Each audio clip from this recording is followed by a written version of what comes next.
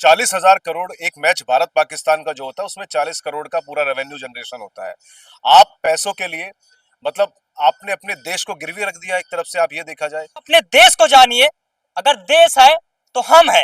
देखिए, सर्वप्रथम तो मैं शहीद भगत सिंह को कोटि कोटि नमन करता हूँ। आपत्ति इतनी होती है, महिला कुछ भी कह दे उसके ऊपर कोई ऑब्जेक्शन नहीं उठाएगा, और अगर जेंट्स कुछ कहते हैं तो उसके ऊपर तुरंत कार्रवाई होनी शुरू हो जाएंगी, केस शुरू हो जाएंगे। तो देखिए, प्रेमानंद जी ने कुछ ऐसा गलत, कुछ ऐसा कहा नहीं था, उन्होंने सिर्फ ये कहा था। आज हम लोग शहीद भगत सिंह जी की 118वीं जयंती मना रहे हैं। उनका जन्म दिवस है आज।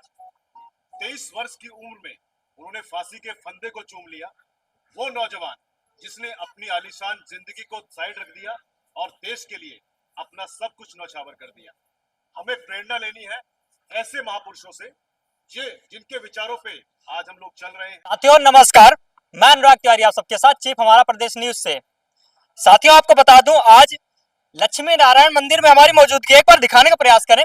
पीछे हमारे लक्ष्मी नारायण मंदिर है, लक्ष्मी नारायण मंदिर में हमारी मौजूदगी है।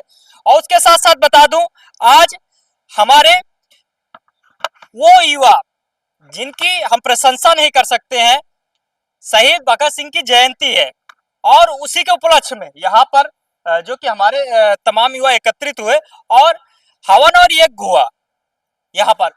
आइए इन्हीं से हम बात करने का प्रयास करते हैं, क्या कुछ कहना चाहेंगे। देखिए, बड़ा ही ऐतिहासिक दिन है हम सबके लिए। 118वीं जयंती हम लोग मना रहे हैं भगत सिंह जी की।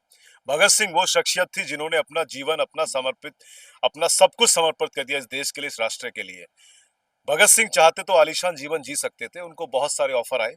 उनको ऑफर आया था कि जब ब्रिटिश शासन था यहाँ पे, तो उनको ऑफर आया था कि हम आपको पैसा देंगे, हम आपको शोहरत देंगे, हम आपको जमीन देंगे, यहाँ तक कि हम आपको लड़की भी देंगे। ब्रिटिश सरकार ने उनको ये तक कह दिया, लेकिन उस व्यक्ति के दिल में एक था कि मेरा देश, मेरी जो भारत माँ है उसकी साड़ी में चिथड़े हैं, उसकी साड़ी में छेद हो रखे हैं, तो मैं कैसे आलीशान जीवन जी सकता हूँ। तो उन्होंने ये संकल्प लिया, नहीं, पहले मेरा देश है, तो राष्ट्र को सबसे ऊपर रखा। लेकिन मैं ये संदेश देना चाहता हूँ आप इस न्यूज के माध्यम से, हमारा प्रदेश के माध्यम से, कि आज के युवाओं को आगे आना चाहिए और इस आलीशान जिंदगी से बाहर निकलकर देश के बारे में सोचे। घरों में सोने से बेहतर है कि वो सड़कों पर निकले और आजकल जो हो रहा है भ्रष्टाचार के खिलाफ आवाज उठाए, इस खराब सिस्टम के खिलाफ आवाज उठाए। शहीद भगत सिंह के विचारों से प्रेरणा लें, क्योंकि शहीद भगत सिंह के विचारों से जब तक प्रेरणा नहीं लोगे आप लोग, तो मुझे लगता है जो सपना आप लोग सोच रहे हैं, आपने देखा है कि हमारा देश आगे बढ़ेगा, वो नहीं हो पाएगा। आप इसकी तो बात कर लिए कि तमाम युवा आगे बढ़े, लेकिन अभी कुछ टाइम पहले पहलगाम में घटना हुई और उसके बाद फिर इधर से कार्रवाई भी की गई, और आज तमाम लोगों के ये सवाल हैं, वहां से मैच खेला जाए क्या, तमाम लोगों के ये भी सवाल हैं कि क्या चंद पैसों के लिए हमारी सरकार इतनी गिर जाए कि हम उनसे मैच खेलने जाए। तो इनका भी ये आरोप था, और आज देशभक्ति की बात हो रही है। किस तरीके से आप सब देशभक्ति, आप भी युवा हैं। नहीं, मैंने कहा ना आपको, अपनी लाइन में बोला, मैंने कहा कि पैसा सर्वोपरि नहीं होता है, हमारा देश सर्वोपरि है। जिन 26 लोगों, निर्दोष लोगों को मारा गया था पाकिस्तान के द्वारा, हमारी सरकार को सोचना चाहिए कि वो एक ऐसा क्षण था कि जिस माँ ने अपने बेटे को खोया है, जिस बहन ने अपने भाई को खोया है, उसके दर्द को हम लोग नहीं बांट सकते। उनसे जाके पूछिए उनके ऊपर क्या बीत रही है। आप 40,000 करोड़ एक मैच भारत पाकिस्तान का जो होता है उसमें 40 करोड़ का पूरा रेवेन्यू जनरेशन होता है। आप पैसों के लिए मतलब आपने अपने देश को गिरवी रख दिया एक तरफ से, आप ये देखा जाए। आप मुझे ऐसा लगता है कि इस पे सरकार का नियंत्रण बिल्कुल फेल है, बीसीसीआई के ऊपर, आईसीसी के ऊपर। तो ये जो दोहरा मापदंड है, दोहरा चरित्र है सरकार का, ये लोगों के सामने आ रहा है और युवा आक्रोशित है इस चीज से। मैं आपको बता देता हूँ, युवा आक्रोशित है और युवा सड़कों पर जरूर निकलेगा इसके खिलाफ, क्योंकि खेल और खून एक साथ नहीं चल सकता। बहन जी आप क्या कहेंगे, जिस हिसाब से इतनी कम उम्र में और देश के लिए कुर्बान हो जाना, इसके बारे में आप। देखिए जी, आज के टाइम पे तो मुझे नहीं लगता कोई युवा पैदा होगा जिंदगी में जो भगत सिंह जी की तरह अपने लिए अपनी बलिदान दे देगा देश के लिए। क्योंकि आज के युवा में जो एक चेंज है वो है कि मतलब वो देश के बारे में कम और अपने फ्यूचर के बारे में ज्यादा सोचता है कि हम कैसे कमाएंगे, अपना परिवार कैसे चलाएंगे। तो जो परिवार में पड़ गया ना, तो फिर वो देश नहीं चला सकता। जो अपने सिर्फ परिवार के बारे में सोचेगा कि कल को मैं ऐसा कह दूंगा तो मेरे परिवार में गोली लग जाएगी, कल को मैं उनके लिए खिलाफ बोल दूंगा तो मेरे परिवार को ये कर देंगे। तो अगर हम ये सोच के चलेंगे कि वो मर जाएगा, तो मरना तो एक दिन सबको है, आज नहीं तो कल मरना ही है। तो इससे बढ़िया नाम करके मरो, कम से कम दुनिया आपको जाने की तो सही कि आपने परिवार की कुर्बानी दे दी या अपनी कुर्बानी दे दी। तो मैं तो हर युवा से यही कहना चाहूंगी कि देश के आगे आप किसी को भी मतलब ना समझें कुछ भी, बस यही कहना चाहूंगी। हम हर वीडियो में ये चीज कहते रहते हैं कि जब थोड़ा सा बात होती है, अगर युवाओं की बात होती है, तो युवाओं से हम यही कहते हैं कि अपने धर्म, अपने देश को जानिए। अगर देश है तो हम हैं। इस बारे में आप क्या कहेंगे? क्योंकि युवा को मैं देख रहा हूँ इस समय नशे की लत में जा रहे हैं, हालांकि आप सबके द्वारा अभियान भी चलाए जाते हैं।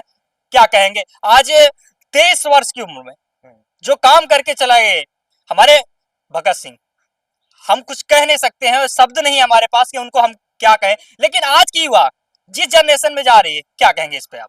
देखिए, सर्वप्रथम तो मैं शहीद भगत सिंह को कोटि कोटि नमन करता हूँ।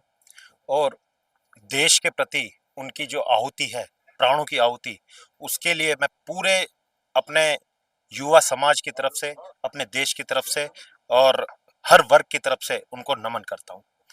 जैसा कि आपने प्रश्न पूछा कि आज हमारे युवा की जो नशे की लत में जा रहे हैं और जो युवा हमारे देश के प्रति देख नहीं रहे हैं, पर हम इतना ही कहना चाहेंगे प्रत्येक युवा से कि एक बार आप अगर इंस्टाग्राम चलाते हो, फेसबुक चलाते हो, तो ऐसी एक प्रेरणादायक कहानी अपने शहीद भगत सिंह की, चंद्रशेखर आजाद की और तमाम अन्य जो हमारे क्रांतिकारी युवा वीर रहे हैं, उनकी एक बार बायोग्राफी उठा के देख लें।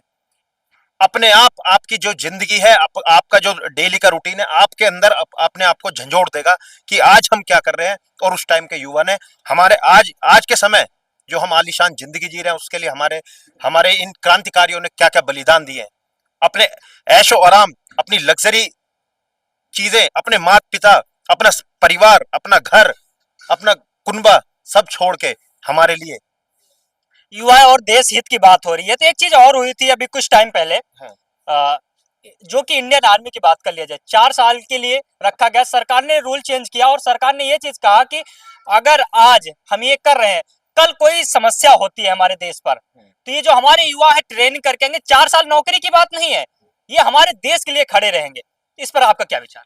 देखिए, और विरोध भी हुआ सरकार का। देखिए, विरोध रहे या सरकार रहे या विपक्ष में रहे, पर हमारी जो समझ में है, हम एक युवा हैं, हम एक पढ़े लिखे युवा हैं और हमें इतना पता है कि जैसे चाइना में ट्रेनिंग दी जाती है, जापान में ट्रेनिंग दी जाती है, छोटे छोटे बच्चों को एक सैनिक के रूप में ट्रेनिंग दी जाती है, हमारे भारत के युवा को भी जरूरत है कि आपात स्थिति में हमारे युवा खड़े रहें। आपात स्थिति के लिए हमारे युवा तैयार हों, हमारे देश के लिए तैयार हों। जब देश के लिए तैयार होने की आप बात करते हैं, लेकिन कुछ लोग संविधान को लेकर यही चीज का विरोध करने लगते हैं। अगर सरकार कहीं ना कहीं ये चीजें सोच रही है तो क्या बुराई है? तमाम लोगों का ये प्रश्न, क्यों ना इस पर चर्चा करें? नहीं, संविधान, जो लोग संविधान की बात करते हैं ना, क्या वो संविधान से चलते हैं? उनके ऊपर सैकड़ों मुकदमे दर्ज हैं संविधान के विरुद्ध गतिविधियों में, तो वो संविधान की बात करते हैं। आज का युवा, आज की जो हमारी परिस्थितियां हैं, उस पे देश कैसे खड़ा होगा, ये सरकार को विचार करना चाहिए। ना कि विपक्ष क्या कह रहा है या संविधान के प्रति बोलने वाले क्या कह रहे हैं। युवाओं की मन की इच्छा लेनी चाहिए सरकार को। प्रत्येक भारतीय की जो ग्राउंड की रियलिटी है उसको जानना चाहिए और युवाओं को क्या जरूरत है उसे जानना चाहिए। तब ये देश आगे बढ़ेगा, ना कि विपक्ष क्या कह रहा है, संविधान से देश चलेगा या किसी चीज से देश चलेगा। जी बहन जी, आपसे सवाल रहेगा हमारा।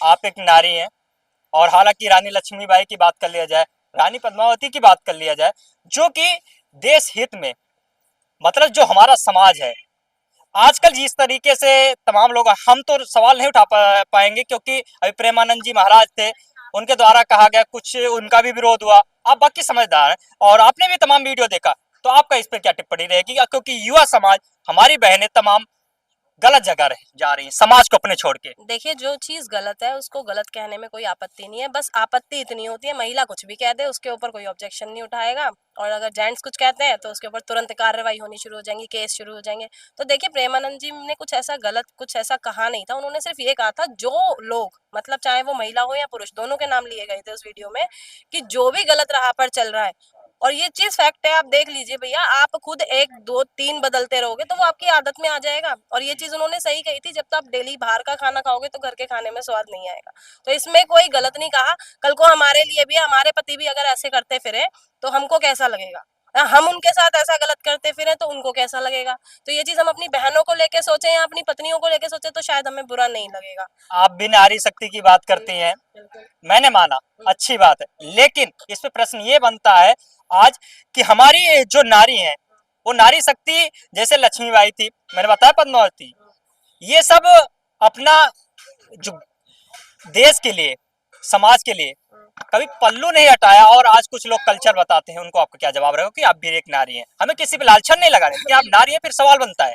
देखिए, पल्लू हटाने की तो बात रही, कहीं भी लक्ष्मीबाई जी का घूंघट तो हमने देखा नहीं आज तक। रही पल्लू की बात, तो वो एक संस्कार था, वहाँ की एक प्रथा थी जो उस टाइम पे चल रही थी। लेकिन प्रेमानंद जी ने आज भी नहीं कहा कि आप घूंघट करके चलो या सर पे पल्लू करके चलो। वो कहते हैं अपना चरित्र बचा के चलो, सिर्फ चरित्र के ऊपर कहते हैं। और सच्ची में वही बात है भैया, आप भी मेरे सामने खड़े हो, अगर आप मेरे को सम्मानजनक नजरों से देखोगे तो मेरे चरित्र की वजह से देखोगे। अगर मैं ही इस तरीके के काम करूंगी तो आप मुझे किस लिए कहोगे बहन जी? बहन जी क्यों कहोगे आप मुझे फिर? बस तो यही है, बहन जी और गलत निगाह से देखने में फर्क। अपना चरित्र बचाओ और अपनी इज्जत करवाओ। साथियों, बता दूं हमारी मौजूदगी सेक्टर 56 लक्ष्मी नारायण मंदिर पर थी, और यहाँ पर भगत सिंह की जयंती पर तमाम जो कि हमारे भाई थे, और नव युवा ऊर्जा संस्था, ये पूरी टीम है, इनके द्वारा ये पूरा कार्यक्रम रखा है। कार्यक्रम में आज महायज्ञ कराया गया, क्योंकि देश के लिए जो करके ये गए हैं 23 साल की उम्र में, उसकी प्रशंसा हम नहीं कर सकते। बाकी आप क्या कहेंगे जरूर बताएं, वीडियो शेयर करें। जय हिंद, वंदे मातरम।